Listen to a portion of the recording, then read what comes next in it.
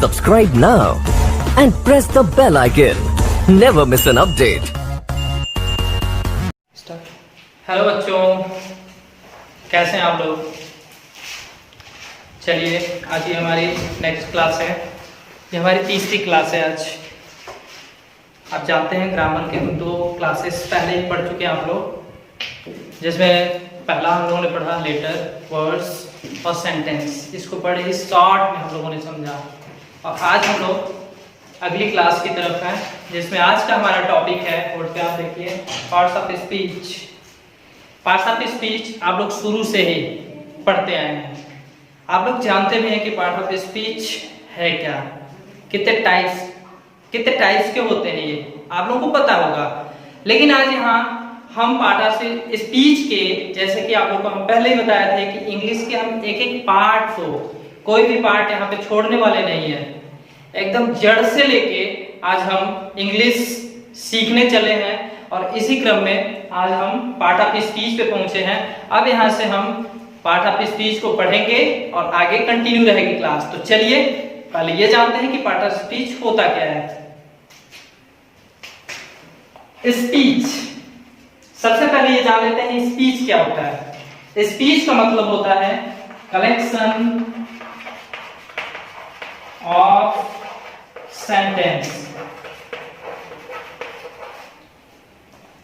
Collection of sentence यानी जो sentences के, एक इंग्लिश की किताब आप पढ़ते हैं, एक बुक पढ़ते हैं, उसमें एक पर्टिकुलर चैप्टर होता है, चैप्टर 1, चैप्टर 2, चैप्टर 3, यानी उसमें आपको ढेर सारे सेंटेंस एक चैप्टर में आप देखते हैं और उन सेंटेंस में, एक सेंटेंस में कई सारे वर्ड्स यूज किए जाते हैं।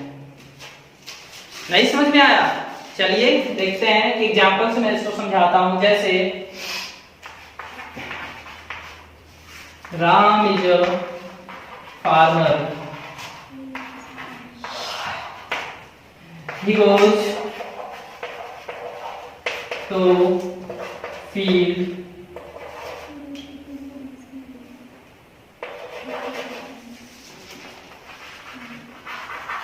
every day, he works hard। Okay, यहां देखिए, राम इज अ फार्मर, ये एक sentence. he goes to field every day, ये दूसरा सेंटेंस। जहां पे फुल स्टॉप हमने लगाया है, कोई भी सेंटेंस जहां पे फुल स्टॉप लगता है वहां पे वो सेंटेंस पूरा होता है। तो ये एक सेंटेंस, ये second sentence, he works hard, ये थर्ड सेंटेंस। ये 3 सेंटेंस हमने यहाँ पे लिखा। इसमें आप देख रहे हैं कि कई सारे वर्ड यूज हुए हैं एक सेंटेंस में, जैसे कि यहाँ राम है, इज है, a farmer, he goes to feed। यहाँ कई सारे वर्ड यहाँ पे यूज किए गए हैं। ओके, ये कई सारे जो वर्ड्स हैं यही इसके पार्ट हैं, इन सेंटेंस के या इस स्पीच के ये पार्ट हैं। ओके, इनकी हर एक जो वर्ड यहाँ पे यूज किया गया है, राम की एक अलग जगह है, इज की एक अलग जगह है, ए की एक अलग जगह है और फार्मर की एक अलग जगह है। तो ऐसे ही ये जो भी वर्ड इस सेंटेंस पे यूज किए गए हैं, इनकी जो जगह है वही इस स्पीच के पार्ट हैं। उन्हीं को हम यहाँ पे डिस्कस करने जा रहे हैं और उन्हीं को आप लोग आज पढ़ने जा रहे हैं और सीखने जा रहे हैं। तो पार्ट ऑफ स्पीच समझ में आया?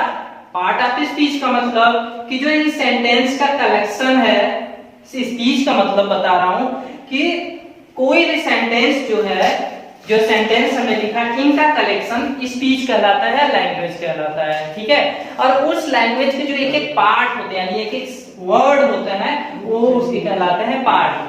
अब हम यहाँ पे पार्ट ऑफ स्पीच की डेफिनेशन देखेंगे कि हमने तो ऐसे आपको समझा दिया कि ये होता है पार्ट ऑफ स्पीच। अब इसके डेफिनेशन से समझते हैं, चीजें और क्लियर होंगी।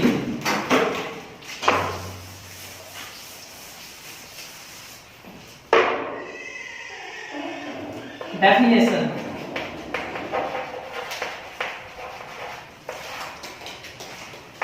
words are divided into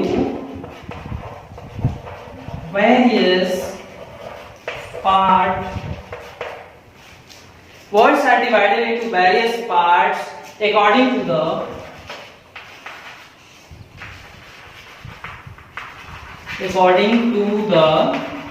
function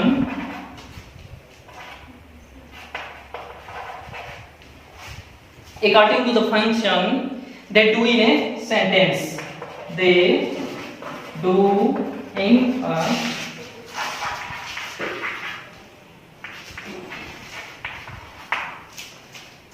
words. शब्द are divided into various part, यानी हमने जो अभी सेंटेंस का एग्जांपल आप लोगों को दिया था वो कई सारे पार्टों में डिवाइड किए गए हैं। वो शब्द कई सारे पार्ट में डिवाइड किए गए हैं अकॉर्डिंग टू द फंक्शन, अपने अपने कार्यों के अनुसार। जैसे कि एक एग्जांपल देते हैं कि कहीं पे अगर काम हो रहा है, जैसे कि किसी का घर बन रहा है, ठीक है, तो वहां पे कई सारे लेबर होते हैं, कई सारे लोग होते हैं, वहां पे उनके अलग अलग वर्क होते हैं। कोई सीमेंट लाता है, कोई गिट्टी लाता है, कोई बालू लाता है, ऐसे सबके अलग अलग काम होते हैं। ऐसे ही एक सेंटेंस में कितने भी वर्ड यूज होते हैं, जितने भी 5, 6, 7, 8 जितने भी वर्ड्स यूज होंगे उनका एक अलग अलग जगह होगा, उनके अलग अलग फंक्शन होते हैं। तो वही मैं यहाँ पे समझा रहा हूं कि words are divided into various part. शब्द कई पार्ट में डिवाइड होते हैं अकॉर्डिंग टू द फंक्शन, अपने अपने कार्य के अनुसार। They do in a sentence, जो कि वो एक सेंटेंस में करते हैं। Each among them, each among them is called part of speech. Each among them यानी वही जो वर्ड होते हैं उस सेंटेंस में, जो सेंटेंस में जो वर्ड यूज किए गए हैं वही प्रत्येक जो वर्ड होते हैं वही क्या कहलाते हैं, पार्ट ऑफ स्पीच कहलाते हैं। एक बार और रिपीट करता हूं, जिसको ना समझ में आया हो एक बार और देखेगा तो सारी चीजें क्लियर हो जाएंगी। Okay, words are divided into various part. हमने बताया कि जो शब्द होते हैं वो कई पार्ट में डिवाइड होते हैं अकॉर्डिंग टू द फंक्शन, अपने अपने कार्यों के अनुसार। यानी एक सेंटेंस में जैसे राम इज ए फार्मर, इसमें 4, राम इज ए फार्मर, इसमें 4 टाइप के वर्ड यूज हुए हैं। तो इन चारों जो वर्ड हैं इनका अलग अलग स्थान दिया गया है और इनके काम भी अलग अलग हैं। ओके, तो इन्हीं के अनुसार इनको डिवाइड कर दिया गया है। तो ये जो अलग अलग डिवाइड किया गया है इनको, ये क्या कहलाते हैं, पार्ट ऑफ स्पीच कहलाते हैं। क्लियर? अब आते हैं इनके काइंड्स पे। तो बच्चों अब हम पार्ट ऑफ स्पीच आप लोगों को समझ में आ गया। ओके, अब आगे चलते हैं हम इनके टाइप्स पे, कितने टाइप्स के होते हैं पार्ट ऑफ स्पीच और कितने टाइप्स के हम पार्ट ऑफ स्पीच को पढ़ने वाले हैं आगे की क्लास में। तो okay, the part of speech are 8 in numbers, यानी जो पार्ट ऑफ स्पीच होते हैं वो कुल मिला के 8 होते हैं, 8 होते हैं। आएगा समझ में? आपको पता भी होगा। एक बार मुझे रिवीजन करते हैं।